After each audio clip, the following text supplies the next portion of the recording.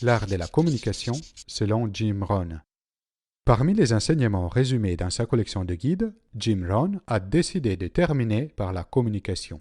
La communication est au cœur même de toute activité humaine et quand elle est bien maîtrisée, elle permet d'augmenter significativement votre niveau de performance dans n'importe quel domaine de votre vie.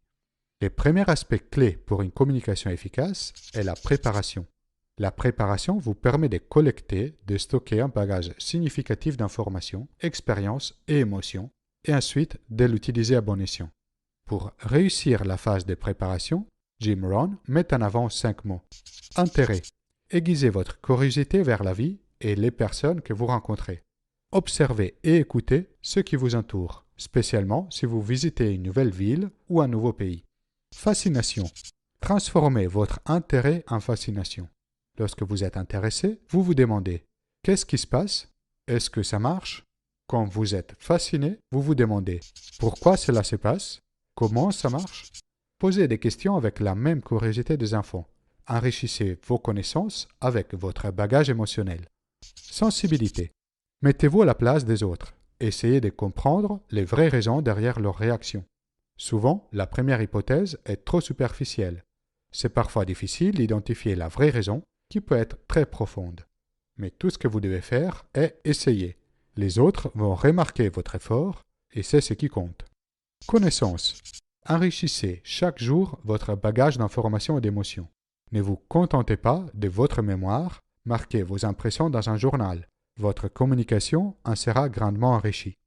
Passons maintenant aux fondamentaux de la communication. Votre communication doit avoir une finalité. Vous devez décider ce que vous voulez communiquer, quand et comment le faire. Vous devez en quelque sorte planifier votre communication et mettre en pratique votre plan. Ce que vous dites doit correspondre à ce que vous faites. Vos actions ont beaucoup plus de poids que vos mots. Si vous dites une chose et vous en faites une autre, les autres vont suivre ce que vous faites. Si au contraire, vous soutenez vos mots avec vos actions, les gens seront prêts à vous suivre. Pratiquez et améliorez constamment votre communication écrite et orale. Profitez de toutes les occasions que vous avez. Prenez des cours si vous en avez la possibilité. Devenir un meilleur orateur et un meilleur écrivain se base sur 3 choses. Pratiquer, demander du feedback et intégrer le feedback dans votre communication. Apprenez à écouter. La communication ne se fait pas dans un seul sens. Pour devenir un bon communicant, vous devez apprendre à écouter. Intéressez-vous à votre auditoire, vos enfants, vos collègues, un client. Mieux vous les connaissez, plus efficace sera votre communication avec eux. Montrez que vous vous souciez. Parlez avec les gens. Ne parlez pas aux gens. Partagez sincèrement les intérêts et les besoins des personnes avec qui vous communiquez. Focalisez-vous sur la clarté. La communication la plus efficace est une communication claire. Ce n'est pas la quantité des choses que vous avez à dire qui fera de vous un bon communicant, mais bien votre clarté. Restez toujours le plus clair et concis possible. Communiquez encore et encore. Communiquer une seule fois votre message ne sera pas suffisant pour que vos interlocuteurs puissent l'intégrer. Soyez prêt à communiquer les mêmes concepts plusieurs fois et de manière différente pour que les gens vous comprennent au mieux. Améliorez votre vocabulaire, votre prononciation et votre orthographe. Devant votre communication écrite ou orale, les gens chercheront votre style et votre classe. Et cela passera par le vocabulaire, la prononciation et l'orthographe. Un vocabulaire trop petit est un frein pour définir de manière riche ses pensées, opinions et émotions. Si on regarde plus en détail la communication dans le monde du travail, elle doit faciliter l'atteinte des objectifs d'une relation professionnelle, construire des relations positives et des collaborations, favoriser la productivité, créer des opportunités gagnant-gagnant, fournir de la valeur au marché en générant du profit. Dans le monde du travail, vous êtes exposé à 5 différentes situations de communication. Voilà les clés pour maîtriser chacune d'entre elles. La rencontre face à face avec une personne. Annoncez les sujets de la discussion avant l'entretien pour clarifier les expectatives de votre interlocuteur. Soyez à l'heure et finissez à l'heure. Cela montre que vous respectez les temps de l'autre. Utilisez les bonnes compétences, écoute, clarté, etc. À la fin, résumez ce que vous avez compris et les messages que vous vouliez passer.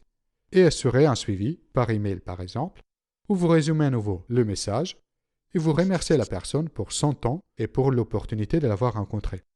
Les réunions des groupes. Ici aussi, précisez à l'avance les sujets de la réunion. Démarrez à l'heure et finissez à l'heure. Nommez quelqu'un qui prend des notes et partagez-les directement en séance sur un tableau ou sur un écran. Assurez-vous que tout le monde participe et que la réunion ne soit pas monopolisée par une ou deux personnes. Restez sur les sujets de la réunion et ramenez la discussion sur les bons sujets si elle dérive. L'appel téléphonique. Utilisez-le pour garder les contacts avec quelqu'un. Si votre interlocuteur n'est pas disponible au moment de votre appel, planifiez un rendez-vous et insérez-le dans vos agendas. Aussi, indiquez à l'avance à la personne quel sera le sujet de l'appel et limitez autant que possible les temps passés au téléphone. La communication écrite. C'est une forme très efficace de communication puisqu'elle peut être perfectionnée avant de l'envoyer et on peut s'y référer par la suite. Gardez votre écrit simple et synthétique. Souvent, on n'a pas besoin d'un roman. La présentation. Pour cet exercice, parfois difficile, définissez à l'avance quel est votre objectif pour cette présentation. Informez votre public, l'encouragez et les motiver, les pousser à l'action. Soyez toujours vous-même et restez le plus simple possible. Maîtrisez au maximum les sujets. Votre présentation sera plus convaincante.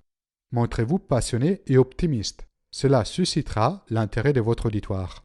Racontez des anecdotes pour appuyer vos propos. Cela aidera les gens à mieux mémoriser. Et à nouveau, commencez à l'heure et finissez à l'heure. Tout aussi important que les mots eux-mêmes, la communication non verbale a une place centrale dans l'efficacité de l'échange. Lorsque vous parlez, utilisez vos mains à votre avantage. Ne laissez pas tomber vos bras à vos côtés. Cela vous fera paraître rigide et inconfortable. Utilisez votre regard aussi. Regardez votre interlocuteur dans les yeux. Les non-verbal a toute sa place aussi quand vous êtes à l'écoute. Évitez de croiser les bras, c'est un signe fort de fermeture à l'échange. Évitez aussi de taper vos pieds ou de bouger vos jambes avec impatience. Cela montre que vous êtes ennuyé ou pressé. Par contre, hochez la tête. Cela est un signe d'intérêt qui montre que vous écoutez. Voilà, vous avez découvert les conseils essentiels de Jim Rohn à propos de la communication. Est-ce que vous connaissiez déjà ces conseils? Avez-vous l'occasion de les utiliser? Partagez vos expériences en laissant un commentaire ci-dessous. Si vous souhaitez soutenir la production de Mind Parachutes et au passage télécharger l'audio de chaque résumé en MP3, rendez-vous sur ma page Tipeee. Vous pouvez télécharger la Mindcard de cette vidéo et de toutes les vidéos précédentes depuis mon site internet mindparachutes.com. Si vous avez aimé la vidéo, inscrivez-vous à ma chaîne YouTube et partagez la vidéo autour de vous.